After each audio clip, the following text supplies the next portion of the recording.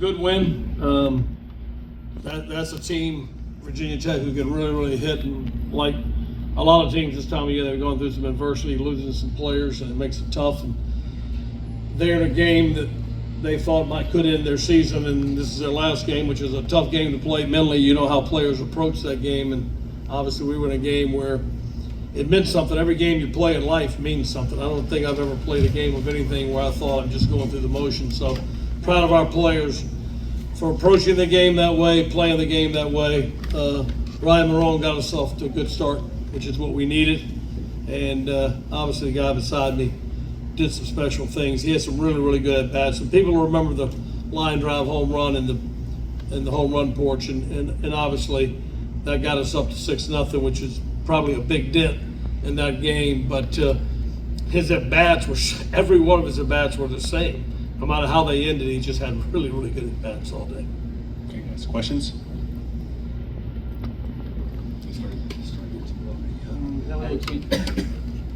Elliott, you started Ryan on the mound. Did you, in terms of the pitching, did you get what you wanted in terms of this game and setting yourself up for Duke on tomorrow? Yeah, I thought Ryan needed to go, and I thought he was a little tired there then. I was going to take him out before I sent him back out there in the 5th, but he said, "Coach, I'm fine." Cozart said he's good, and Chrysler and I thought he was a little tired, but he went out there and, Iser kind of fought a fastball off and got one in the center, and then he left one in the middle of the plate. So Jackson Lucas came in and did a great job of first and second no outs and got us out of that jam. But Marone did a heck of a job. Alex, you talked about kind of getting on this stretch now that you're on. What has this past week and a half been like? I guess finding so much success at the plate. I think the biggest adjustment I made is just staying positive with myself and building off of the slight successes that that I had along that stretch, but just having fun, laughing, like the same thing I've always played, the same way I've always played the game, just laughing, having a good time, and playing loose. First postseason home run in your college career. What was that like to see it go over the fence? Yeah, I didn't know I got that. I didn't know I got it out. I took off running, and I actually lost the ball, and I saw the umpire point up and wave around. I was like, "Oh, all right, sure, that'll work." But yeah, it was super cool. And even like seeing all the NC State fans over here. Obviously, we're not playing at home, but we felt at home. At least I felt at home. Obviously, you played in a lot of big series in the ACC, but what was, for the overall tournament experience, what was it like for you in a postseason debut in the ACC? I've played in a lot of stadiums before, but as soon as I walked into this one, it was up there with all the stadiums I've played in. It was super nice. The backdrop, the field, the conditions, the grass, like everything was top tier. So coming in here, I knew it was going to be a fun experience. Just got kind of a question for both of y'all. Just a really strong end to the regular season. What was kind of just the approach to just take going into the postseason now, and just treating it as a kind of a new stretch of season almost? I'll start, and then Alex can answer. Actually, what we did, I think it might have been at East Carolina on the road, and after the game, we just kind of got together there in the dugout and looked at the great crowd and tried to think from here on out, everything is going to be a postseason game. Therefore, when we get in the postseason, it's just going to be how we play every game. And they've done that the rest of the season. When we went to the Virginia series at Virginia against a great Virginia team and that great ballpark and crowd, and we kind of reiterated the same concept that every game from then on out is going to be a team that will either be in a regional, a super regional, or an Omaha, and we got to approach every game the same, inning through inning, and play with the same intensity, and that's what they've done. They've done a remarkable job. That's how I see it. Yeah, I would agree with Coach. Somewhere towards the end of the season, he came together, told us this is every game from here is postseason, and just honestly going after every team the same.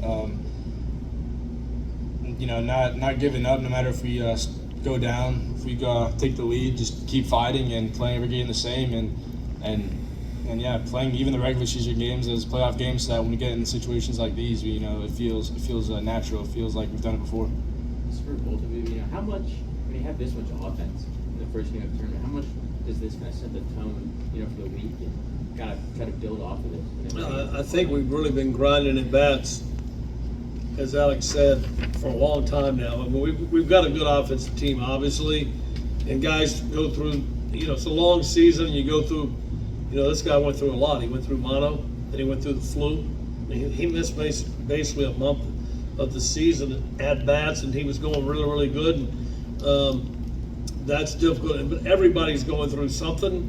But these guys have really, the last whatever of the season, have really grinded at bats 1 through 9, and have really fed off each other, knowing I don't have to do it.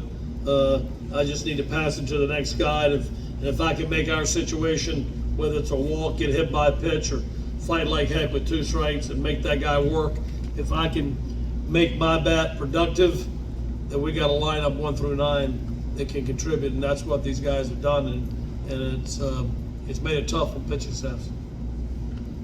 You were able to save all your big arms tonight. What's the plan for tomorrow against Duke? And also, to follow up on that, you've had a really tough series against Duke earlier in the year, and then last year's ACC tournament game was a classic. What do we have in store tomorrow? Duke's a really good baseball team. Obviously, we played them a while back, and it was a great series.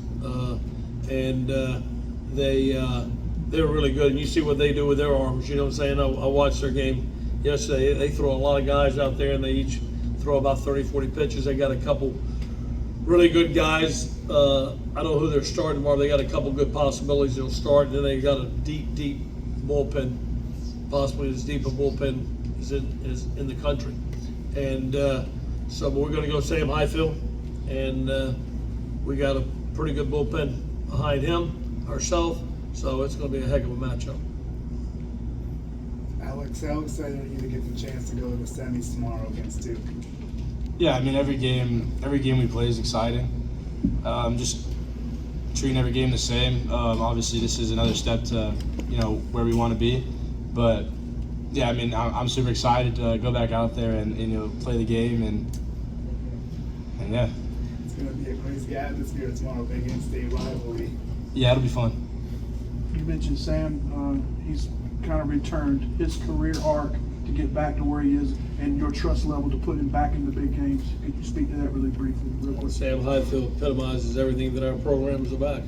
He just, obviously everyone remembers he became famous when he became the mayor of Apex. That's when he became famous, when he, helped pitch us along with Matt Willitson and Reed Johnston and Evan Justice and all those guys. He helped pitch us to the College World Series, and then unfortunately we were denied a chance to go out there with our full team, and Sam wound up playing first base and got a couple of hits, I think, off Kumar Rocca, and may have got 3 for the game, I can't remember, but anyway, he then he went through some setbacks with injuries, and he never says anything. He just takes the ball and works through it himself, and he's a real student of the game. He studies it, knows what he needs to do, and we couldn't give the ball to anybody more deserving than Sam Highfield tomorrow night. Anybody else? Hey guys, thank you. Thank you. Thank you all.